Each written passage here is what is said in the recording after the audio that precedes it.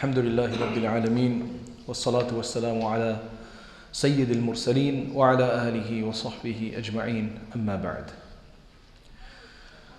We'll be covering a few more adab etiquette from this book called Adab al-Mu'ashara, which is by Hakim al-Ummat Hazrat Maulana Ashraf Ali Thanvi, Quddisa Sirruhu, Etiquettes of Social Life.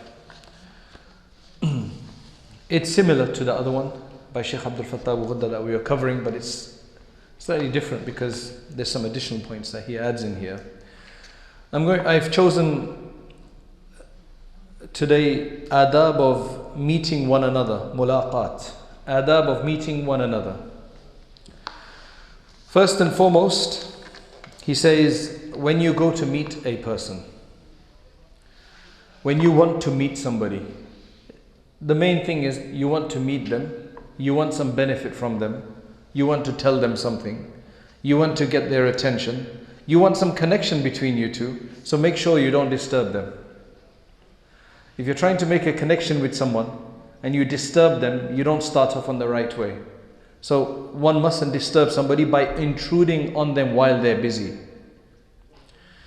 If, for example, the person is engaged in tilawah, reading the Quran or some other du'as, or he's sleeping or preparing to sleep, or otherwise involved in anything else where you think he will be disturbed. I mean, obviously in many of these cases, common sense will be the deciding factor, will be a very helpful factor, in fact.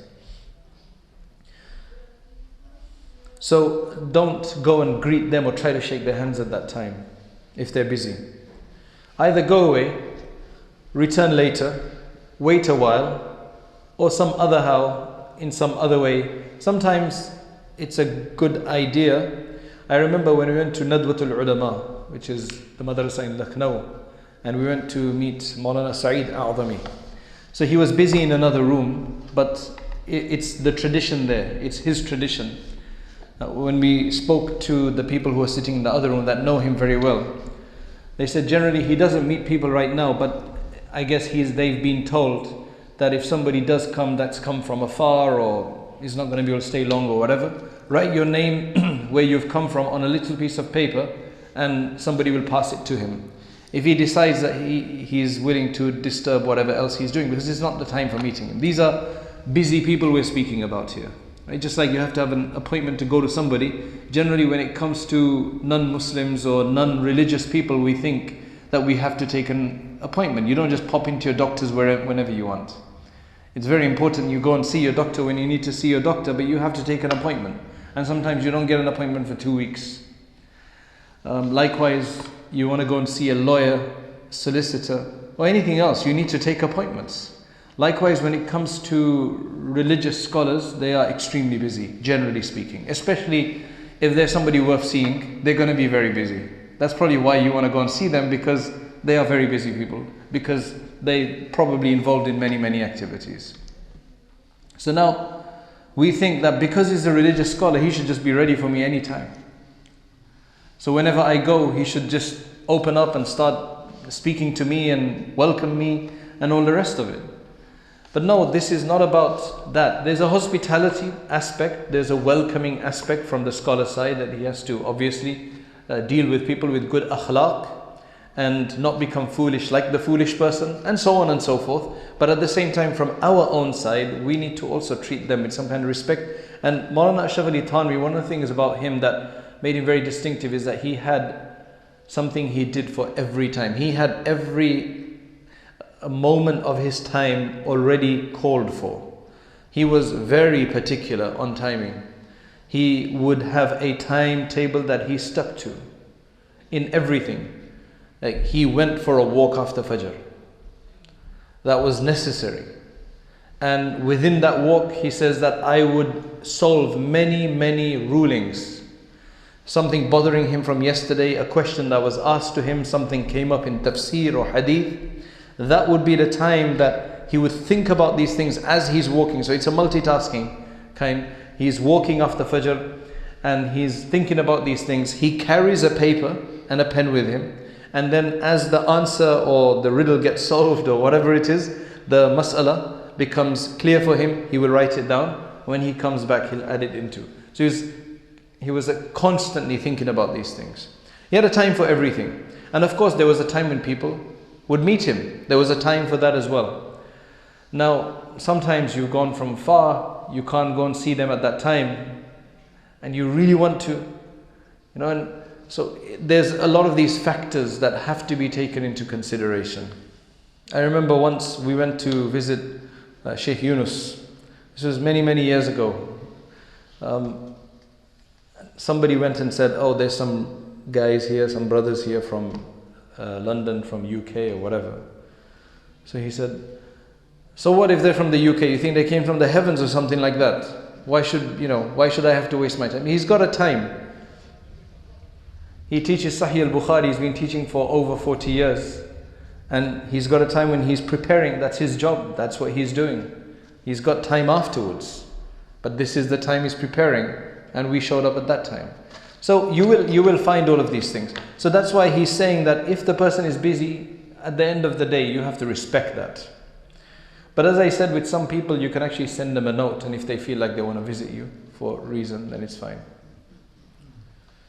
When having arrived at the venue of the person whom you wish to meet, inform them of your presence, either by salam or speech, etc. Do not sit in a concealed space. This is when there's a general gathering or something. Don't go and sit in a corner or something like that where they can't see you. And then you expect them to honor you. And you won't know about that. So don't go and sit in a concealed space in such a way, especially if he has not learned that you're present. Because somebody who likes to welcome people, he needs to see them. If you've gone in, you expect them, but then you expect them to honor you, speak to you, but you've gone and sat in a corner. How are they going to do that? So you have to do what you have to do. At the same time, don't go and sit right in front of them either. Because, there may be somebody else whose spot that may be. If you go somewhere and there's the person you want to meet is speaking to somebody else. You go to your brother's office or a friend's shop and he's speaking to someone. Sometimes you go to visit your friend at his workplace. He's speaking to someone. Now you go and kind of stand there and he may be speaking privately with that person. So don't do that. Don't stand within earshot. If you do happen to be somewhere where you are within earshot and they start speaking about something private, then don't just stand there thinking, well, I'm not purposely here. Move away. It's respectful to just move away. When meeting someone with whom you have no informal association, don't start asking him about the condition of his home affairs. Because you don't have that informality. Ask about them and maybe children in general. They may not have children. And it's kind of really strange because different people have different cultures. When we were in Mauritania recently, in one place I asked the Sheikh's son, who's also, he's an older person. I said, how many brothers are you? And I found that he didn't give me a very clear answer. I went to another place afterwards and I again asked, how many brothers are you? And this time, because we were a bit more informal, his response was that in our culture that's not seen as something that really brings about much good luck. What I mean by luck and good fortune, meaning it's not seen as something positive to ask that question. Now, we don't have a problem with that, both in the English culture, British culture, Asian culture, Indian culture, Bangladeshi. I'm sure you ask somebody, how many brothers are you? There's nothing wrong with that. We have no problem with that. But among these Moorish tribes, they seem to have an issue with that. There's a different culture. But there's some things you just can't help. Of course, traveling will teach you many things. But some things you can't help. If it's a question, just don't get too informal. Similarly, do not start asking people with whom you don't have an informal relationship about his source of earning, how much he owns, what assets he has, how wealthy he is, how many homes he has, and so on and so forth. That's getting quite personal. One is okay when you start speaking and everything, you ask them, okay, where do you work? What do you do? Understandable. But then to ask them what kind of money they have and, what kind of assets they hold, that's getting a bit too much. Now, although for most of us this will sound like something we never do, and it's common sense, but unfortunately there are people, you do get the odd few who will ask you some really weird questions. I've had that experience, that's why I'm mentioning. They don't realize this is their way. In fact, some people are quite boastful about it. They say, I'm very open, I'll ask you this question. They don't understand that they're being silly. Sometimes that happens as well. On meeting a person, do not linger too long so as to cause him inconvenience or constitute an impediment in his activity. This is where you go to visit somebody, or you go to some place, an office or something like that, and you want to just visit somebody quickly. And don't just kind of sit around after your job is done. They've got other things to tend to. Move away. When meeting someone, do so pleasantly, smiling, so as to please him. We already covered some aspect of this in the earlier dars that we had from the adab, which was about wearing nice clothes and good smell and everything like that as well. But obviously smile. Don't be sulky when you visit somebody. Right. When meeting somebody for the first time, remember the following things.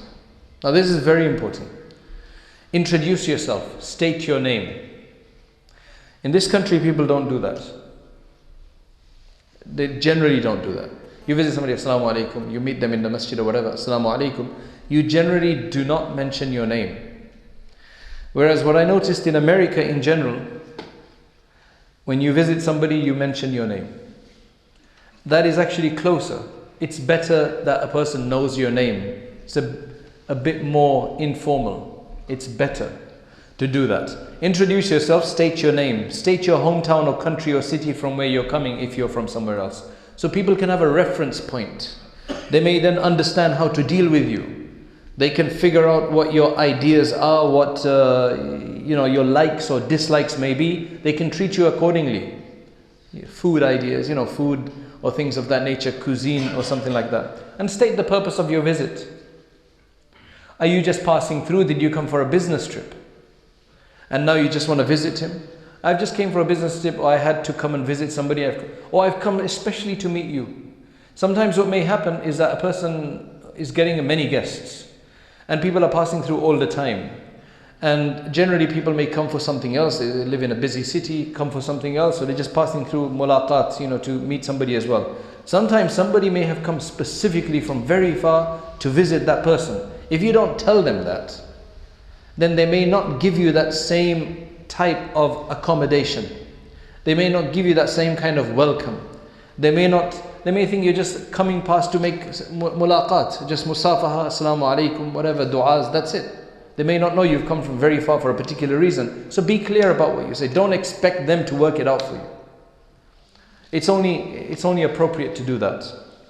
When meeting a person, do not pick up any letter, paper or book from nearby to read, unless it's waiting room literature, where they've got it. They're for guests, just to make sure they don't waste their time. Otherwise, don't pick up anything that they are working on or look or whatever. When someone comes to meet you, and if you are sitting, get up or move slightly. This is respect for the visitor. So if somebody comes to visit you, then show some kind of welcome. Don't just sit there and gesture or something. Show some kind of welcome that you are happy that they're here. Some people commit the error of arriving without notifying. They have not yet eaten, but they arrive at such a time which creates difficulty in preparing food. If it is realized that the time of arrival will be improper, then make your own food arrangements. This is very important. You go somewhere, to a relative's house somewhere, and you turn up at 1 o'clock, 12:45 in the afternoon, or at 7:30 in the evening, which is time for eating. You didn't tell them before you're coming, you just popped up to another city, and people like to be hospitable. They're not going to let you go without eating. But now it puts them into a dilemma, because they've only prepared food for themselves most likely. If you told them 2 hours in advance, we're coming, then they'll prepare for you. So in that kind of a case, you'd rather go somewhere, find a HMC outlet somewhere, right? Or whatever. Go and eat, and then just turn up half an hour, 45 minutes later. It's just, unless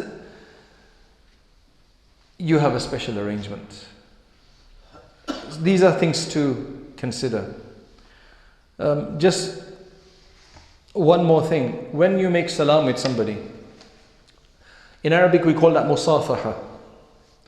The main thing is salam. That is the greeting. That is what you get fadila and virtue for. Assalamu alaikum wa rahmatullahi wa barakatuh. Peace be upon you and His mercy, Allah's mercy and His blessings. That is the main thing. That is the most significant aspect. Shaking somebody's hand, not giving salam. That's shaking hands, touching hands is secondary. So there's a hadith in al-Adab al-Mufrad of Imam Bukhari where he says, min tamam tahiyya. It's from the completion of the salam that you shake hands. So it's an added aspect. When people shake hands, it's musafaha. In Arabic, the word musafaha comes from the verb for mufa'ala. Mufa'ala means to do something mutually. And musafaha comes from joining the two palms of the hands together. That's what it literally means, musafaha. So bringing the palms together. So you cannot make musafaha like this with your fingers. That's not musafaha. That's musaba'a. From isba' or isbu', which means finger. Musaba'. You're not doing that. You're doing musafaha to do a good, healthy handshake. Don't crush the other guy's hands, but do a healthy handshake with the two palms meeting together. That's musafaha. Then beyond that there's mu'anaqa. Mu'anaqa means the embrace. Mu'anaqa comes from unuq.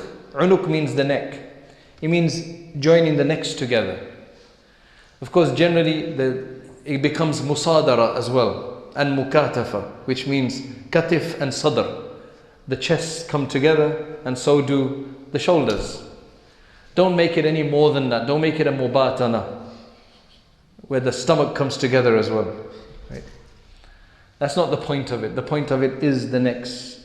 And of course, then it's difficult. You're not going to extend your neck and not do your shoulders, But that's what it's called. 1 is sunnah, by the way. 3 is not necessary. And especially if you have to meet 20 people and you have to do 3 times 20, it gets complicated.